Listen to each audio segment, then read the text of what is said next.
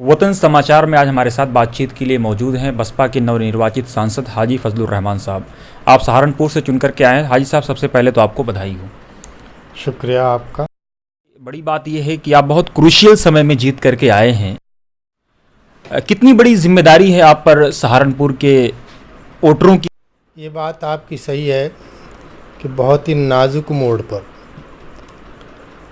हम लोगों ने चुनाव किया, हमें चुन लिया गया। उनके लिए सबसे पहले तो मैं शुक्रिया अदा करता हूँ। लेकिन इसके साथ साथ जैसा भी आपने फरमाया कि हमारे लिए बहुत सी चुनौतियाँ हैं, क्योंकि एक तरफ़ा भारतीय जनता पार्टी जीत कर आई हैं और जो हम लोगों के हमारे समाज के लोग हैं और दूसरे लोग हैं, दूसरी पार्टी के लोग हैं, जो हमारे नेतागण होते थे, वो इस इलेक्शन में चुनाव हार गए। इसलिए हमारी ज़िम्मेदारी और ज़्यादा बढ़ जाएगी कि हम सही तरीक़े से अपनी ज़िम्मेदारी को पूरी करें और आवाम की खिदमत कर सकें।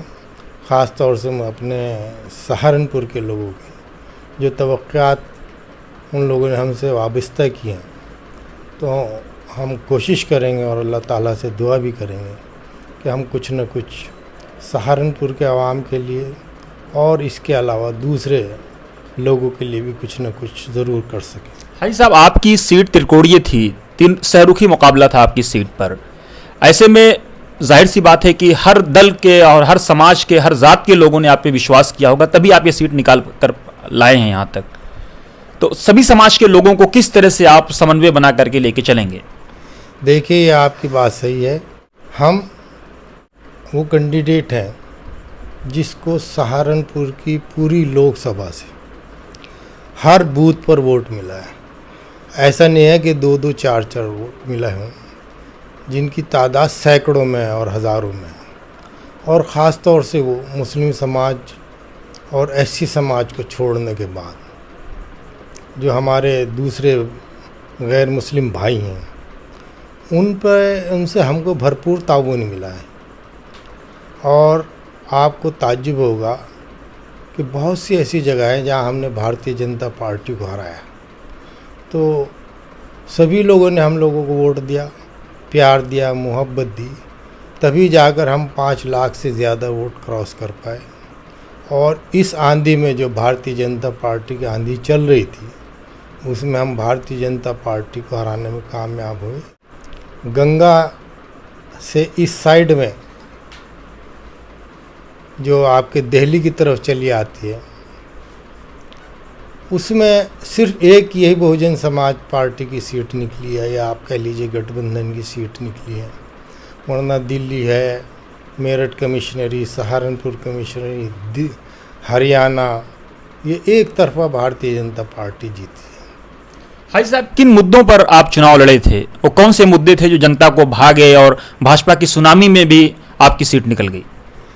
देखिए, हमारे ज़िले का एक माहौल जो हमेशा से आपस के भाईचारे का रहा है, उसको पिछले दिनों ख़राब करने की कोशिश की।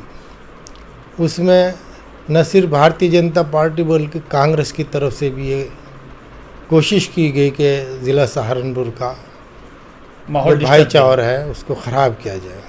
वहाँ कोशिश की गई हिंदू और मुसलमान को बांटने की।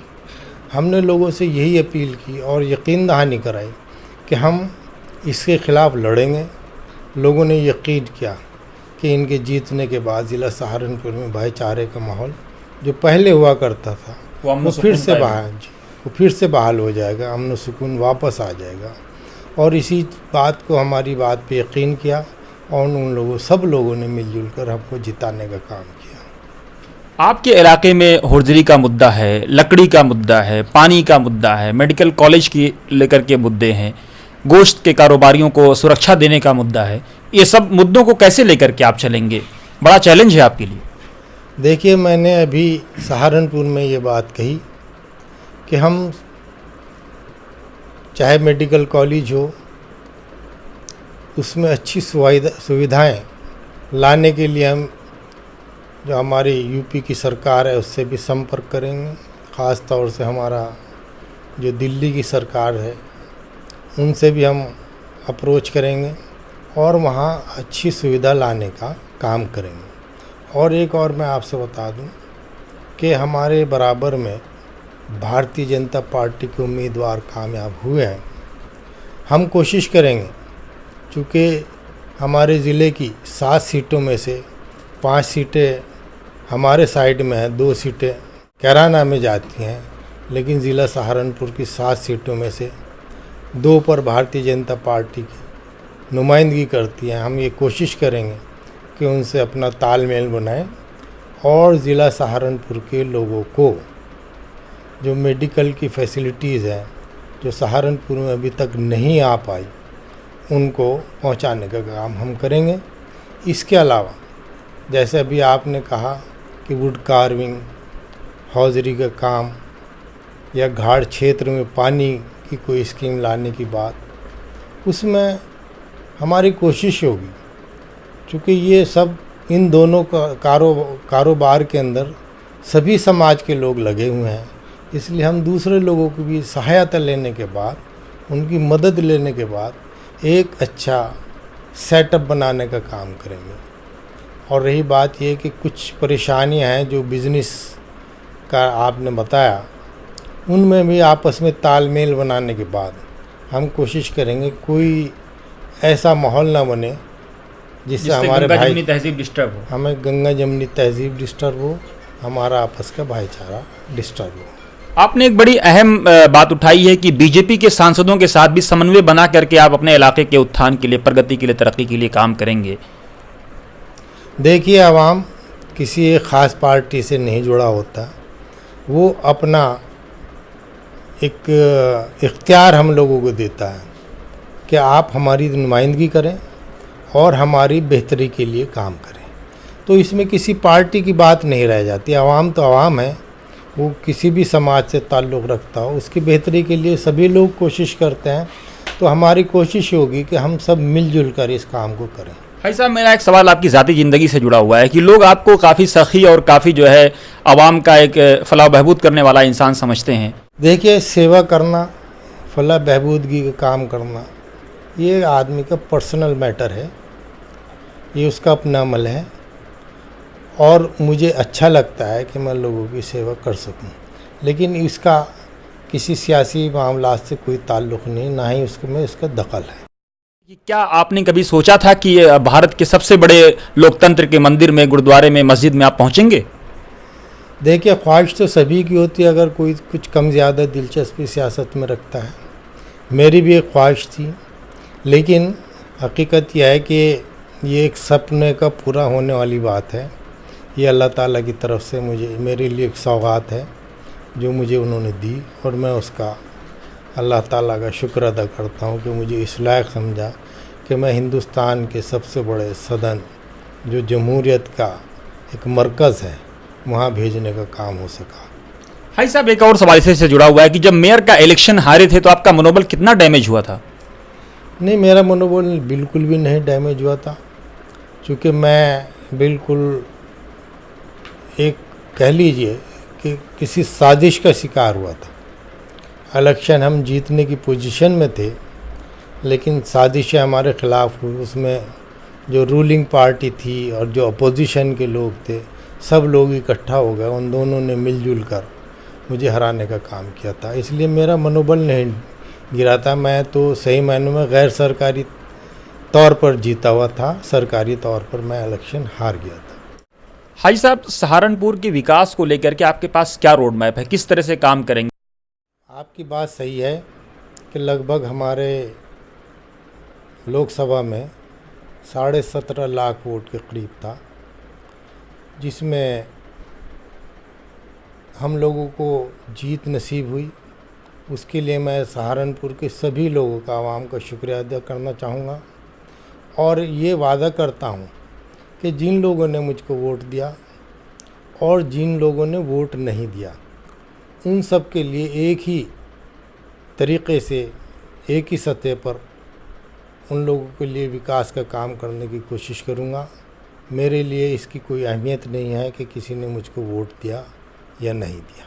इसके अलावा जहाँ तक रोड मैप की बात है, वो हमारे जहन में खाका है उसको पहले भी हम लोगों ने डिस्कस किया। अब चूँकि शुरुआत है इसलिए हम कोई टाइम फ्रेम नहीं कर सकते कि ये कब तक हो जाएगा। अभी सरकार की पॉलिसीज़ को देखना है, उसकी दिलचस्पी किस लाइन पर है, उन सब चीज़ों को मद्देनज़र रखते हुए हम अपनी भरपूर कोशिश करेंगे कि जो रोड मैप हमने अपने ज़िले के विकास के लिए तैयार किया है या हमारे जहन में है, हम उसको अमल में ला सकें। आपकी जो सीट है कहा जाता है कि दलित और मुस्लिम समीकरण बना करके विन एंड विन की पोजीशन हो जाती है। देखिए ये बात सही है कि हमारी लोकसभा सीट की पोजीशन इस तरीके की है कि वहाँ दलित समाज, मुस्लिम समाज, बैकवर्ड समाज भारी तादाद में है, लेकिन इसके साथ साथ अपर कास्ट के लोग भी वो इस जहन के नहीं है कि कोई फ़िरका परस्ती की बात करें। वो वहाँ एक माहौल बना हुआ है, वो किसी भी समाज से जुड़ा हुआ हो, आपस में मिक्स होकर रहते हैं, एक दूसरे के साथ जीना मरना करते हैं। तो इसलिए हमें बहुत ज़्यादा वहाँ इस बात की कोई परेशानी नहीं थी। हमको सब लोगों ने वोट दिया, हर समाज ने वोट दिया, लेकिन बालादस्ती आप कह सकते हैं कि मुस्लिम समाज और जाटो समाज की मिलकर वहाँ पर है।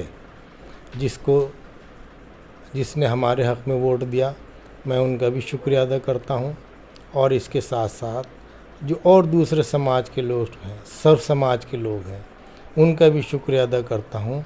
और इसलिए भी शुक्रिया अदा करता हूँ कि उन्होंने वहाँ पर कोई फ़िरका परस्ती की बात नहीं पैदा होने दी, और आपस में उन्होंने भाजपा और कांग्रेस के दोनों लोगों को जो इस बात की कोशिश कर रहे थे कि वहाँ का इलेक्शन हिंदू मुस्लिम हो जाए, उसको नाकाम किया। इसके लिए मैं उनका धन्यवाद करता हूँ, शुक्रिया अदा करता हूँ।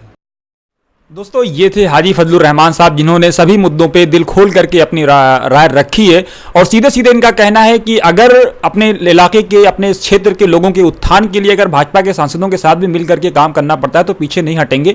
ये लोकतंत्र में एक बड़ी बात है, और लोकतंत्र इसी का नाम है कि आप अपने इलाके के क्षेत्र के लोगों के उत्थान के लिए किसी भी हद तक चले जाएं, लेकिन हर हाल में जनता का भला होना चाहिए। बहुत बहुत शुक्रिया। आप देख रहे हैं वतन समाचार, देखते रहिए।